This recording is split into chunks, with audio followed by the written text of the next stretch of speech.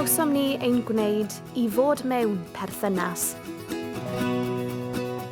Ein creu mwyn meithrin cysylltiad ag eraill.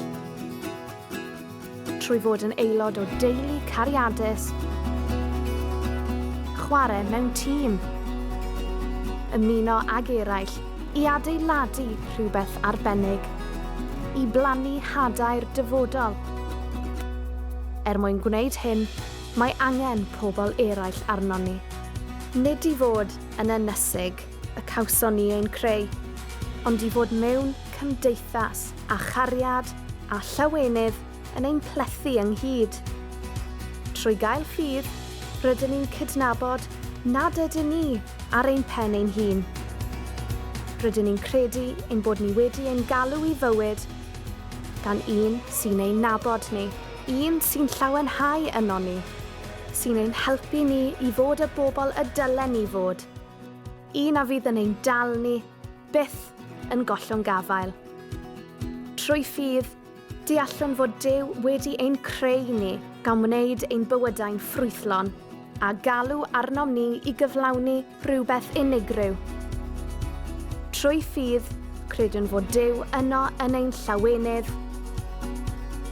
ac hefyd yn ein llanast, yn ein troi ni o ddiflastod i obaith. Mae ffydd yn golygu cael perthynas gariadus â Duw. Mae'n gofyn am ymrwymiad, i garu ac i dderbyn cariad.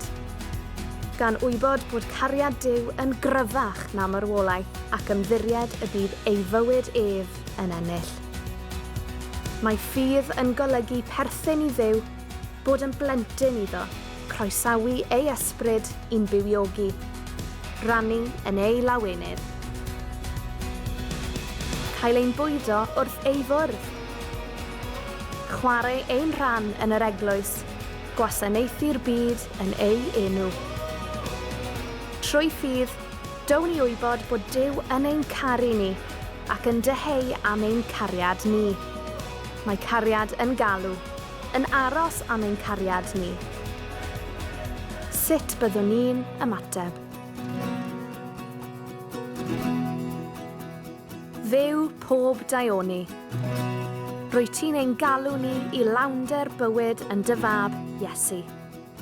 Ac mae dysbryd yn anadlu'r bywyd hwnnw yn ddwfwn o'n mewn. Wrth farw ac atgyfodi droson ni, mae Iesu'n dangos dyfnder dy gariad ath drigaredd. Wrth iddo estyn allan i ni, helpa ni i ymateb mewn ffydd, gan ymddiried y bydd gyda ni am byth, wrth i ni lawenhau ac wrth i ni elaru, hyd yn oed tan ddiwedd amser. Amen.